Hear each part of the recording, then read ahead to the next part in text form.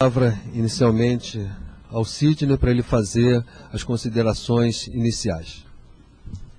Tá bom, muito obrigado. É um prazer estar aqui, né, em nome da CIP, nesse evento que eu acho que é tão importante, né, nesse processo de reflexão a respeito da importância do jornalismo, no aprofundamento da democracia brasileira e também, evidentemente, com o escopo específico deste evento, o de examinarmos, como será feito nos próximos 2 dias, as lacunas judiciais que impedem, que dificultam, que obstaculizam a apuração de crimes que são realizados contra jornalistas. O que eu pretendo é muito rapidamente, é algo que não vai levar mais do que 10 minutos, contar para vocês o que nós fazemos na Sociedade Interamericana de Imprensa com relação a esse tema, né? Em primeiro lugar, o que é a CIP? A Sociedade Interamericana de Imprensa é uma organização sem fins lucrativos, dedicada à liberdade de expressão e liberdade de imprensa nas 3 Américas, e ela é integrada por mais de 1.300 publicações. São 1.300 jornais, revistas, até mesmo emissoras de televisão que participam da Sociedade Interamericana de Imprensa. Então a força dessa organização está na nossa união, né, quando surgem ameaças à liberdade de expressão. Há muitos anos que nós tocamos o projeto de impunidade na Sociedade Interamericana de Imprensa. E como é que ele funciona? Ele foi criado em 1995 com a missão e o compromisso de ajudar a reduzir a violência geral que havia contra a imprensa e a impunidade referente a assassinatos e desaparecimentos mesmo de jornalistas, né? Para que a gente pudesse tocar adiante essa tarefa, nós tivemos o apoio financeiro de uma fundação norte-americana, a Fundação John e James Knight. Essa fundação são originalmente, né, Ricardo, os fundadores do Miami Herald, né, da Knight Ridder. Essa fundação ela se dispôs a liberar recursos cada vez que houvesse um desaparecimento, um assassinato de jornalistas, para que os jornalistas da CIP e os jornalistas nos lugares em que isso acontecesse tivessem recursos, né, para poder viajar, para poder fazer missões, para falar com o presidente da República, para conversar com juízes, para dar um follow-up nesse negócio e não deixar esse negócio barato. Então, são esses os recursos que a Fundação Knight apropria na investigação de casos de impunidade a respeito de crimes contra jornalistas. Como é que é o trabalho desse projeto da CIP, né, da Comissão de Impunidade? São basicamente 4 eixos, né? O primeiro deles é que nós advogamos diante de governos por mudanças administrativas, legais e judiciais, pelo cumprimento de normas internacionais sobre liberdade de imprensa e direitos humanos, né? Como vocês sabem, os países são todos signatários, né, de tratados internacionais, onde eles se comprometem a respeitar direitos humanos, né? E, portanto, a gente fica marcando isso muito fortemente, né? Se enviam delegações da CIP aos países afetados, se fazem cartas, comunicados de imprensa e se realizam conferências internacionais sobre o assunto, como essa aqui. O Ricardo Trotti, meu colega da CIP, levanta a mão, Ricardo. Ele está saindo do Brasil amanhã, depois de amanhã cedo, para uma missão que vai ao Peru, né? Nós contamos com uma unidade de resposta rápida no Brasil, na Colômbia e no México, a cargo de jornalistas que investigam casos recentes e antigos de assassinatos, alguns dos quais se submetem a esta Comissão Interamericana de Direitos Humanos. Vocês vão ouvir falar muito dessa comissão ao longo deste evento, né? Para o seu segmento com os governos, por exemplo, no caso que teve muita repercussão, uma devida repercussão, justificada repercussão, de Manuel Leal de Oliveira, seu pai, né? O filho dele está aqui conosco, é um caso horrível, foi muito mal cuidado pela justiça local, nós ficamos em cima e a coisa acho que está tendo um desfecho um pouquinho melhor, né, do que se imaginava, né? Embora a perda de um jornalista e um pai jamais possa ser recuperada, né? O terceiro ponto é que nós criamos consciência pública sobre a impunidade que rodeia a maioria dos assassinatos contra jornalistas através da difusão de anúncios em meios como são 1.300 jornais. A gente chega nos jornais, eu trabalho na editora Abril, a gente cria casos na Abril para abrir espaço para que se façam a difusão de anúncios em meios escritos, eletrônicos, nas redes sociais, né, para dar poder à cidadania a respeito desses temas. Com qual intenção? A nossa intenção é criar uma pressão cidadã pela resolução desses casos. O quarto eixo é que nós procuramos facilitar e cooperar para o treinamento de jornalistas, através de seminários, workshops, conferências como esta, para reduzir os riscos na nossa cobertura profissional, né? Cerca de 2.000 periodistas, 2.000 jornalistas foram treinados nesses temas desde 2003. É importante porque, para vocês terem uma ideia, há 20 anos atrás era uma profissão arriscadíssima a de jornalista na Colômbia, por exemplo, né? Naquela época eu trabalhava num jornal que deixou de existir no ano passado, a Gazeta Mercantil.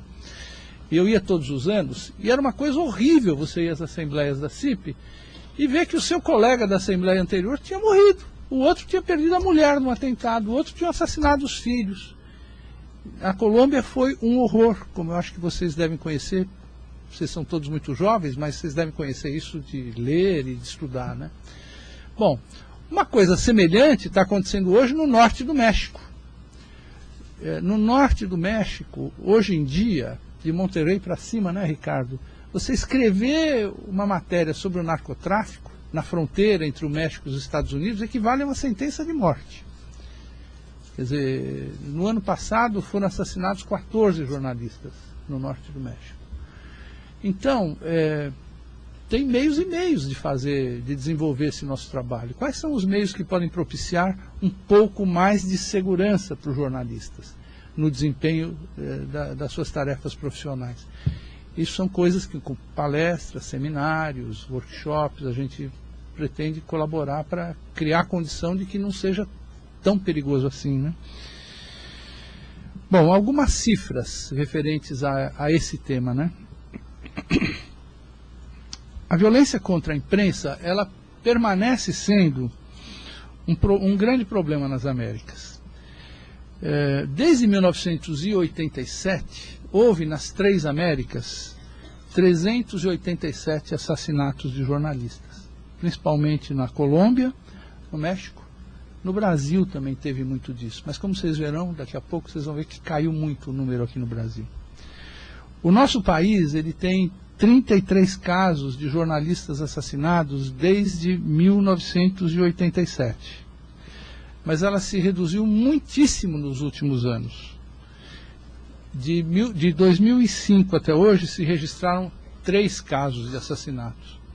Eu tenho a impressão, como profissional, como colega de vocês, que aqui houve de fato uma coisa traumática, que foi o assassinato selvagem, brutal do Tim Lopes, né? A maneira como isso se processou, criou uma consciência pública e uma pressão sobre as autoridades e mesmo sobre a delinquência, e que, olha, isso aqui não vai ficar assim, né?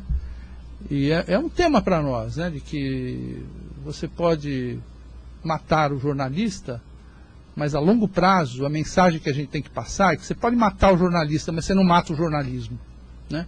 E acho que é essa batalha que está sendo ganha aqui no Brasil, né? Nós apresentamos 26 casos de assassinatos de 6 países na Comissão Interamericana de Direitos Humanos: Bolívia, Brasil, Colômbia, Guatemala, México e Paraguai.